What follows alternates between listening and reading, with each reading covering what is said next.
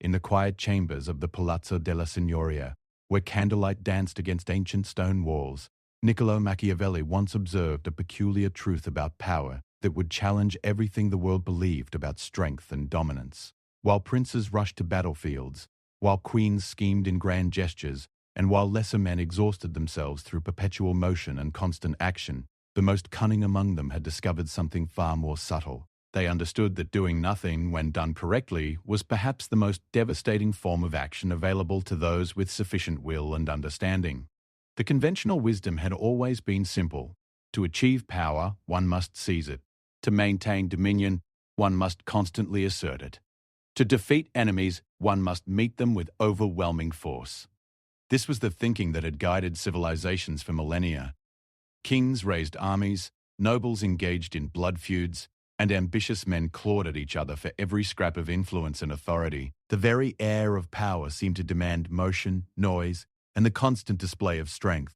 Yet within this narrative of perpetual struggle, there existed a far more sophisticated truth, one that only those who had studied the mechanics of power with ruthless honesty could perceive. Machiavelli's understanding of this principle emerged not from theoretical contemplation alone, but from decades of observation. He had watched the great powers of Italy collide and fragment. He had seen princes make catastrophic errors through overconfidence and excessive action. He had observed how the most dangerous competitors were often not those who moved fastest, but those who understood the geometry of power with sufficient clarity that they could afford to wait. The man who understood the enemy's psychology, the market of human ambition, and the hidden currents of political necessity could accomplish far more through measured silence than through the thundering declarations of those who mistook activity for effectiveness. This paradox lies at the heart of what might be called the art of strategic stillness. It is not the passivity of weakness, the silence of defeat, or the quietude of the powerless. Rather, it is the deliberate restraint of the strong, the calculated pause of the calculating mind, and the strategic withholding of one's hand that allows circumstances to move in directions favorable to one's interests. It is the difference between a man who runs frantically in circles and a man who stands perfectly still in the center, watching all those circles revolve around him. The foundation of this understanding begins with a recognition so fundamental that most overlook it entirely. Power is not primarily about what you do. It is about what others believe you might do. The perception of capability matters infinitely more than its constant demonstration. A king who must constantly prove his strength to his subjects is already weakening his position, for such proof implies doubt. A man who must constantly strike at his enemies signals that he fears them. A merchant who must constantly display his wealth is inviting robbery. True power, by contrast, rests in the composed assurance of one's position, the quiet confidence that comes from knowing one's actual capabilities and having nothing to prove to anyone. Consider the nature of a threat. When one party makes an explicit threat to another, something curious happens in the psychology of the threatened party. They begin to gather resources, to form alliances, to prepare defenses. The explicit threat has announced the danger, and prudent men respond by mobilizing. But when one party maintains a calculated silence, when they make no declarations, when they simply exist as a potential force without defining exactly how or when that force might be deployed, the threatened party enters a different state of mind. They must imagine the worst, consider every possibility, and prepare for threats they can only guess at. The undefined threat is always more terrifying than the explicit one, because it can be anything and everything simultaneously. This is the deep wisdom that Machiavelli understood, and that shapes the art of strategic stillness. A prince who announces his intentions has already limited himself to those announced intentions. His enemies know what to prepare for. His allies know what to expect. His subjects understand his boundaries. But a prince who maintains mystery, who reveals nothing of his plans, who acts only when circumstances require, and says nothing until words have value, such a prince keeps everyone around him in a state of productive uncertainty. They cannot trust their assumptions because he has given them nothing solid to assume. They cannot prepare definitively because they do not know what they are preparing for. They cannot relax their guard because they have no sense of his true intentions or limitations. The world often mistakes this silence for weakness. The idle man, the quiet observer, the one who makes no grand pronouncements, these are frequently overlooked by those who mistake noise for power. This is one of the great advantages of strategic stillness. While the ambitious fool exhausts his resources proving his importance, while the aggressive climber makes enemies with every declaration of intent, while the loud voice eventually runs out of things to say and thus invites doubt, the man of stillness accumulates actual power without triggering the defensive responses that usually meet its pursuit. He gathers allies because he does not threaten them. He acquires knowledge because others underestimate his attention. He grows stronger because his growth draws no jealous eyes. There is also a profound psychological principle embedded within this practice. A man who acts constantly, who must be doing something, who cannot bear silence or stillness, reveals something crucial about his nature. He is driven by inner necessity rather than by rational purpose. He acts because he must act, not because action serves a clear objective. Such a man is vulnerable to manipulation because those who understand his compulsion can make him react to their provocations. He is easy to defeat because his constant motion creates predictable patterns. But a man who can choose to be still, who can endure silence, who can wait without agitation, such a man demonstrates mastery over his own nature.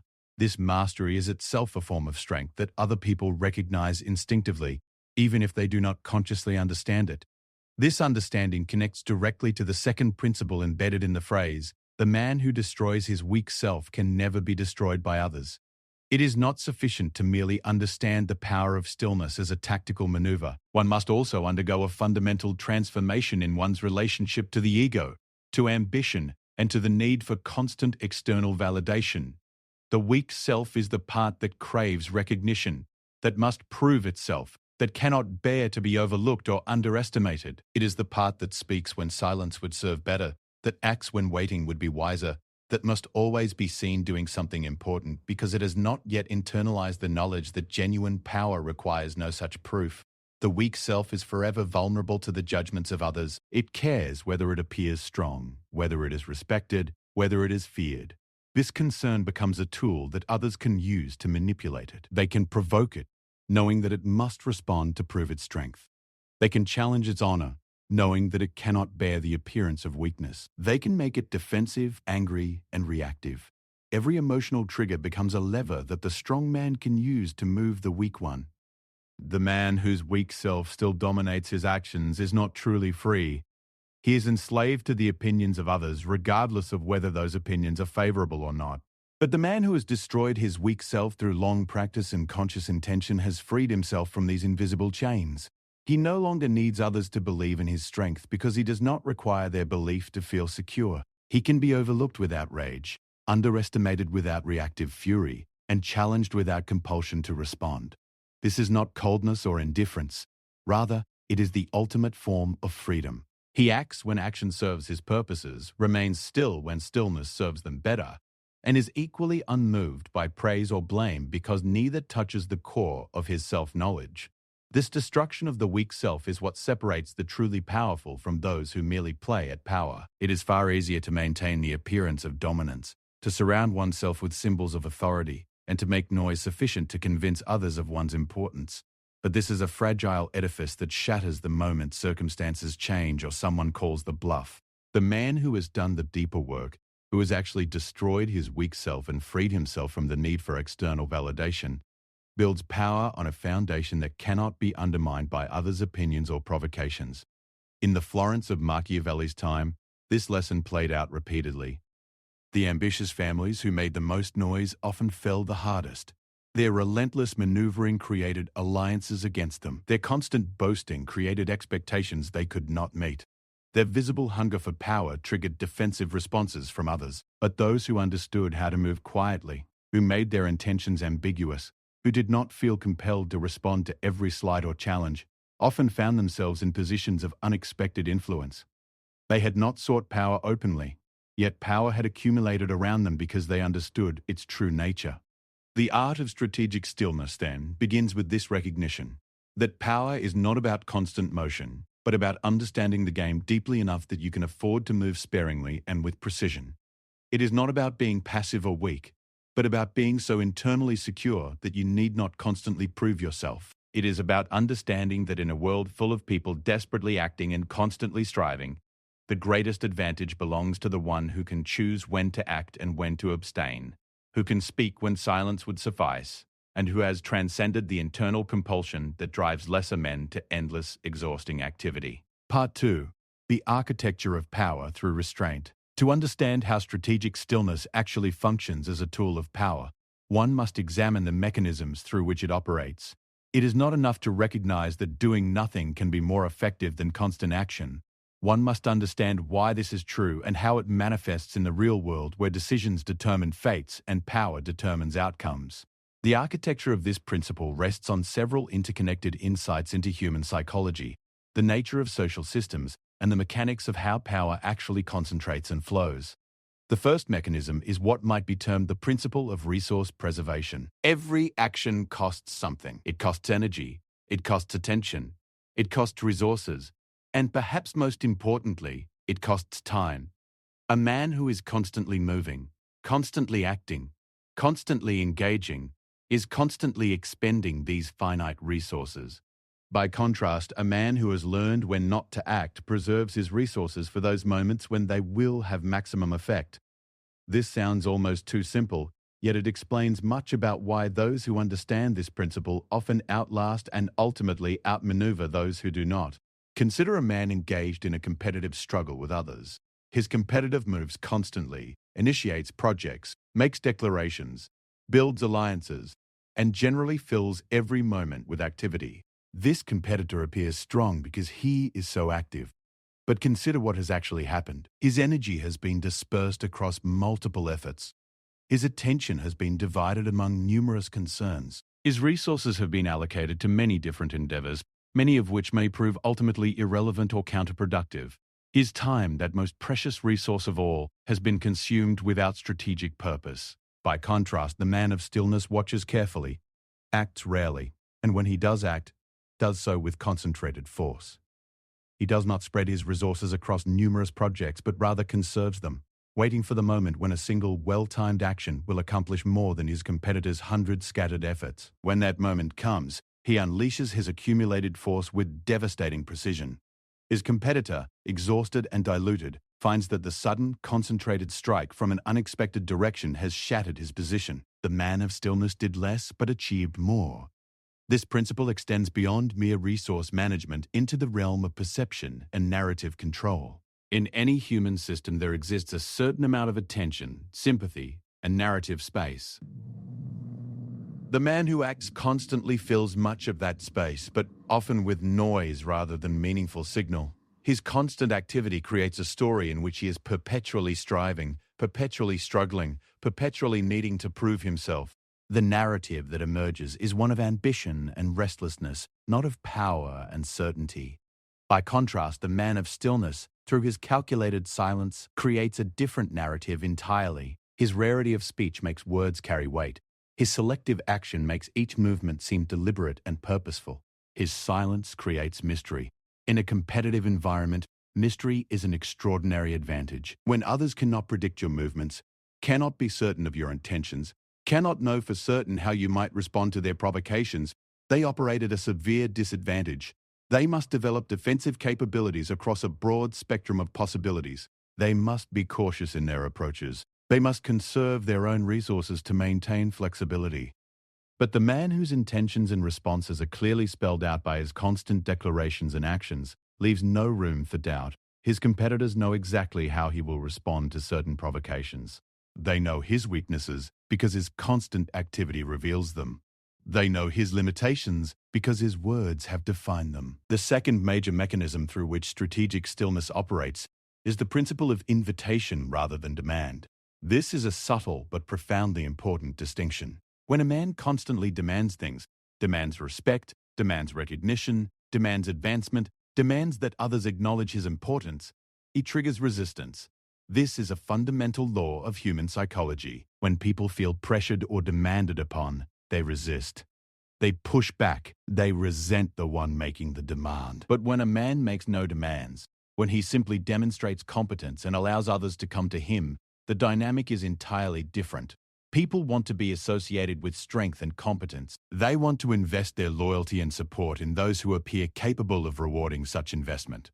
But they want to believe that their investment is their own choice, made freely and not extracted under pressure. The man who makes constant demands for recognition and respect prevents this feeling of free choice. He has forced people's hands, and they resent it. But the man who says nothing, who simply demonstrates his capabilities quietly, who does not demand that others acknowledge his importance, such a man is actually more attractive to those seeking allies and partners. Because they feel they have chosen to associate with him, they are more invested in that association. Because he has not demanded their respect, they feel more inclined to offer it freely. This principle also operates in the realm of advantage and opportunity. When a man makes his ambitions clear, when he declares what he wants and what he intends to achieve, he alerts everyone else to his plans. Those who might benefit from thwarting him now know to position themselves against him. Those who might otherwise have been indifferent to his success now understand that his gain might be their loss, and they mobilize accordingly. But when a man maintains silence about his ambitions, when no one is quite sure what he is working toward, opportunity accumulates around him without triggering defensive responses. Allies come to him without knowing exactly what they are allying for. Resources flow to him without those providing them fully understanding the ultimate purpose. By the time others realize what has actually happened, the man of stillness has already consolidated his position. The third mechanism is what might be called the principle of reactive advantage. In any ongoing struggle or competition, there is an asymmetry that emerges between the man who acts and the man who reacts. The man who acts has the advantage of initiative. He determines when things happen and sets the terms of engagement. But he also bears the burden of choice. Every action he takes defines his position, reveals something about his thinking, and commits him to a particular course. The man who reacts, by contrast, can see what his opponent has done and respond optimally to those specific circumstances. He has more information on which to base his decisions. The man of stillness understands this asymmetry so thoroughly that he is willing to give up the apparent advantage of initiative in order to gain the deeper advantage of reaction. He allows others to move first. He observes how they move, what they reveal through their actions, and what they accomplish or fail to accomplish. Only then, with complete information about the field of play, does he respond. His response, therefore, is perfectly calibrated to the actual circumstances rather than to theoretical assumptions about how those circumstances might develop. Consider a chess analogy. The player who always makes the most aggressive moves might appear stronger, but the player who responds optimally to each of the opponent's moves often achieves superior positions. The patient player, who does not feel compelled to move until it is necessary, and who thinks carefully about how best to respond to the actual position on the board, rather than the position he assumed would develop, often emerges victorious against more impetuous opponents. Strategic stillness operates on the same principle. This reactive advantage also extends into the psychological realm. The man who is constantly acting is constantly revealing his priorities, his fears, and his assumptions. Each action is a choice, and each choice reveals something about what motivated it.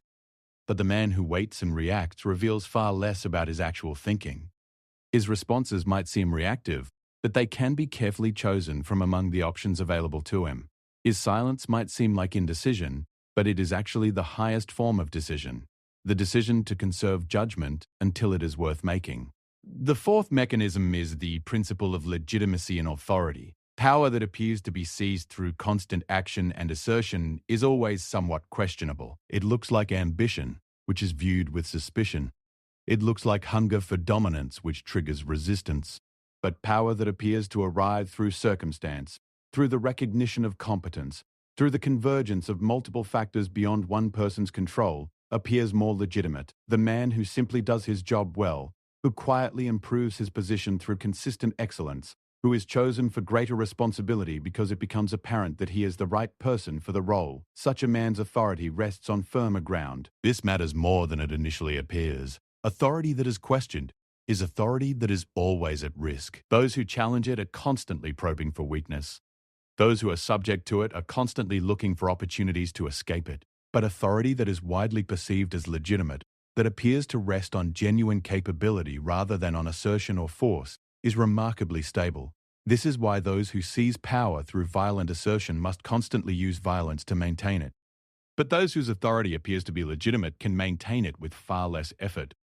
The man of stillness, by refusing to obviously seize power, by not constantly asserting his dominance, actually positions himself to accumulate more stable and genuine authority. He is not fighting against the natural resistance that people offer to those who openly seek to dominate them. Instead, he is working with human nature, allowing people to come to recognize his competence and merit, and then accepting positions of responsibility as they are offered to him. This makes his authority far more durable than that of the man who constantly demands recognition of his superiority. The fifth mechanism operates in what might be called the principle of exhaustion versus renewal. The man who is always in motion, always engaged, always fighting some battle or struggling towards some goal, is on a path toward exhaustion. His nervous system is constantly stimulated. His attention is constantly divided. His energy is constantly depleted. Eventually, even if he is initially superior in capability to his competitors, this constant state of activation begins to degrade his performance. He makes mistakes because he is tired. He overlooks important information because his attention is fragmented. He loses perspective because he never allows himself to step back and view the larger picture. The man of stillness, by contrast, conserves his energy.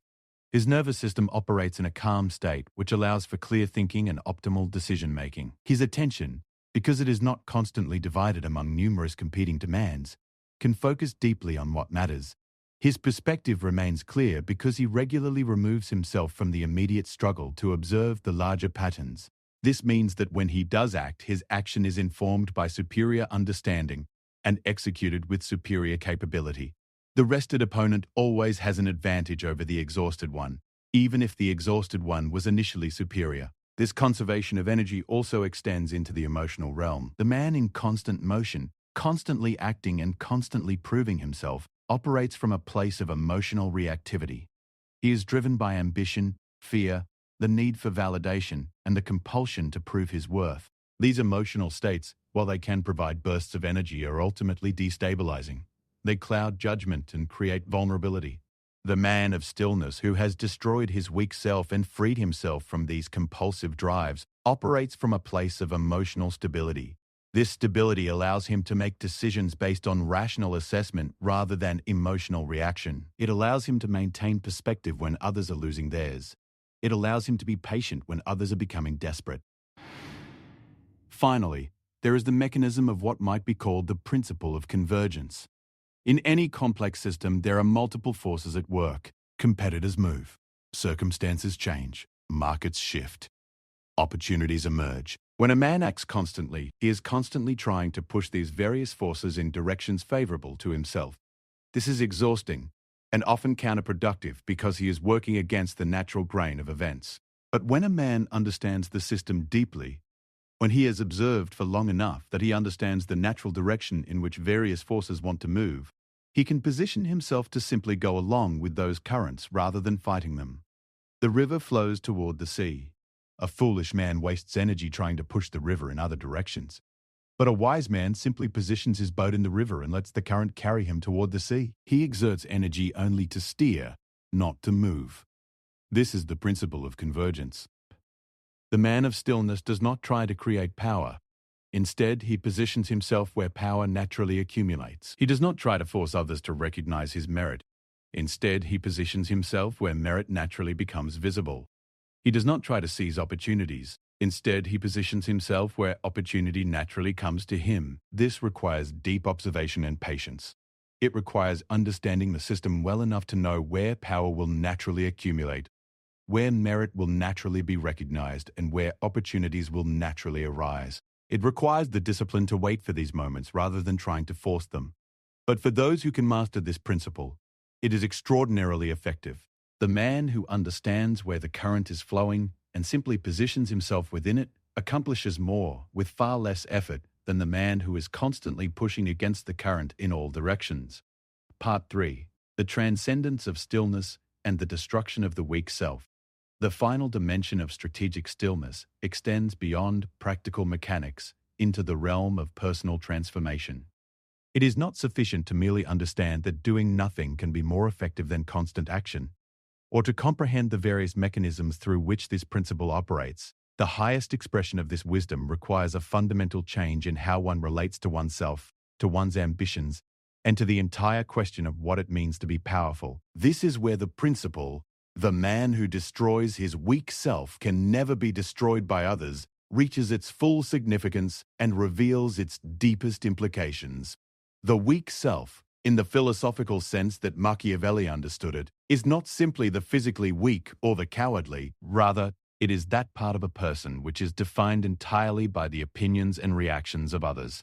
It is the self that requires constant external validation to feel secure. It is the self that cannot bear to be overlooked, underestimated, or disrespected.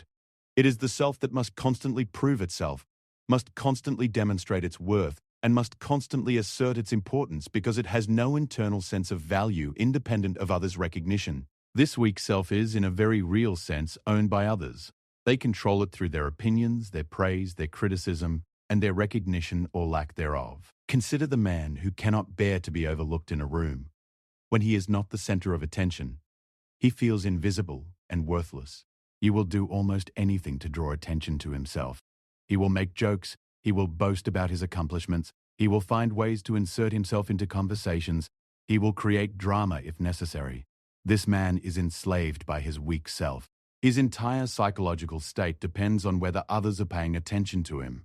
He is, in effect, no more free than a puppet on strings held by everyone in the room. Or consider the man who cannot bear criticism. When someone questions his abilities or his decisions, he becomes defensive, angry, and reactive. He must immediately respond to prove the critic wrong. He cannot simply consider the criticism on its merits and decide whether it has value. Instead, he is controlled by his emotional reaction to the threat that the criticism poses to his self-image. This man, too, is enslaved by his weak self. He has given others power over him simply by virtue of being able to trigger his defensive reactions. The destruction of the weak self is in many ways the central work that a person must do to achieve genuine power. It is not a work that can be done overnight, nor is it a work that is ever truly complete. But it is a work that, once begun, transforms everything about how one moves through the world and how one engages with power. To destroy one's weak self is to free oneself from the tyranny of others' opinions. It is to establish internal standards of worth that do not depend on external validation. It is to become, in a sense, autonomous in the deepest sense of that word. This is not the same as becoming indifferent to others or cold and uncaring. Rather, it is the establishment of a secure internal foundation such that one can care about others, can offer genuine kindness and compassion, can cooperate and collaborate, all from a position of strength and choice rather than from a position of need and compulsion. The man who still has a weak self that craves recognition cannot offer authentic connection to others because he is always calculating how their responses affect his self-image. But the man who has destroyed his weak self and established internal security can offer genuine presence and authentic connection because he has nothing to protect. The process of destroying the weak self involves several interlocking practices and realizations. The first is the development of what might be called genuine self-knowledge. This is not the pleasant kind of self-knowledge that people usually pursue, in which they identify their virtues and pretend that their vices do not exist. Rather, it is the ruthlessly honest assessment of one's actual capabilities, actual limitations, actual motivations, and actual nature. It requires that one look at oneself with the same clear-eyed assessment with which one would look at a competitor. What are your actual strengths? Not what you wish they were, not what you pretend they are to impress others, but what they actually are in reality. What are your actual weaknesses?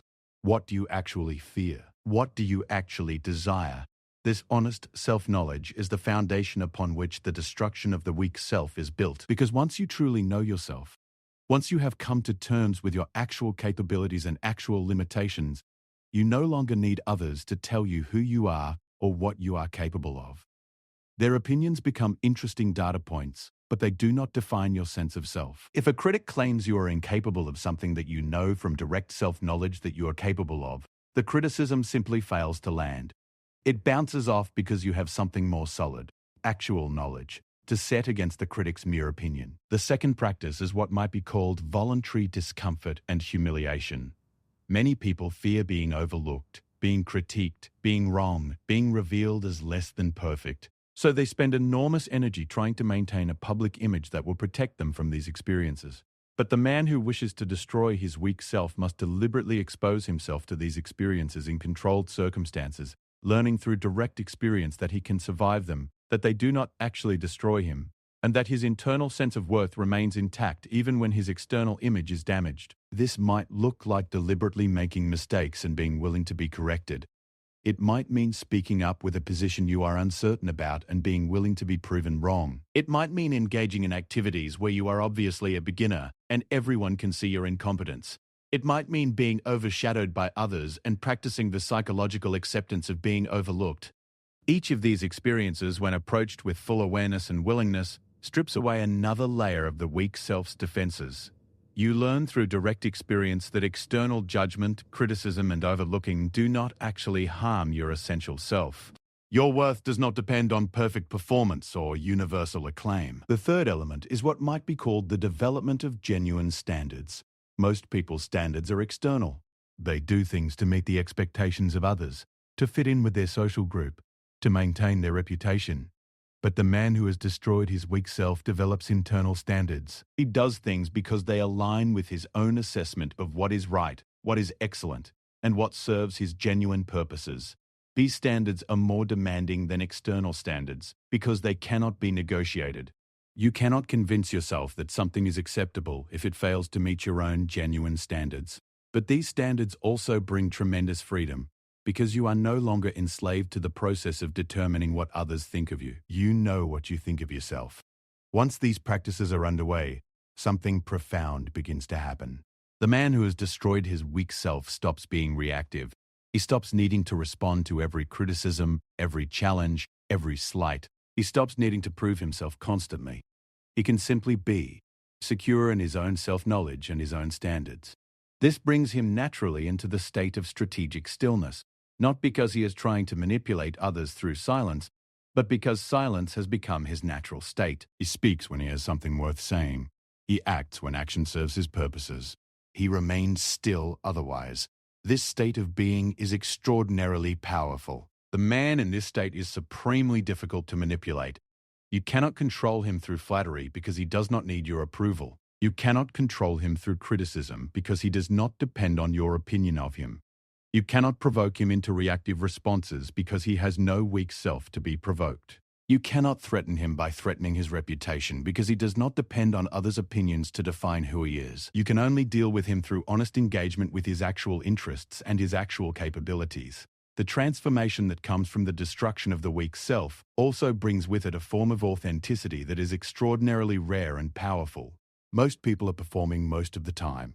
They are performing for their superiors, performing for their peers, performing for their subordinates. They adjust their behavior, their tone, their supposed beliefs and values depending on who is watching.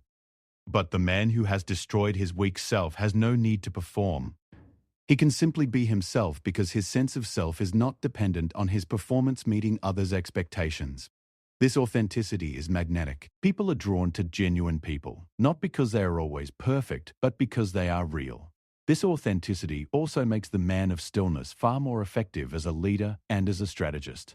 Because he is not performing, others cannot read through his facade to find inconsistencies.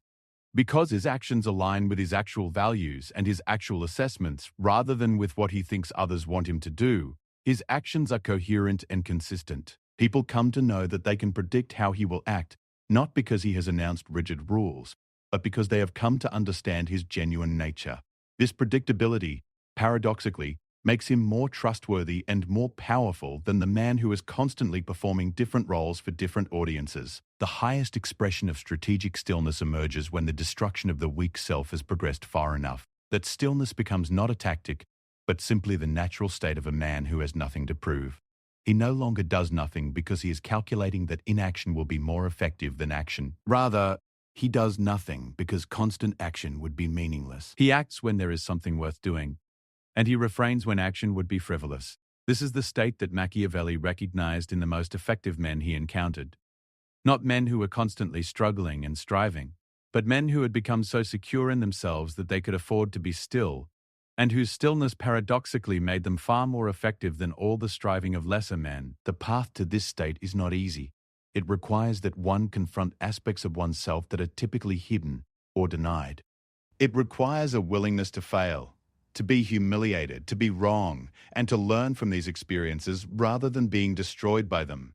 It requires the discipline to maintain standards even when no one is watching, to act with integrity even when dishonesty would be more advantageous, to be honest even when dishonesty would be easier. It requires, in short, a profound commitment to the development of genuine character rather than to the maintenance of image. But for those who undertake this work, who commit to the destruction of their weak selves, the rewards are extraordinary. They become men who can never be destroyed by others because there is nothing in them that others can leverage against them. They cannot be manipulated through flattery or criticism. They cannot be provoked into destructive reactions.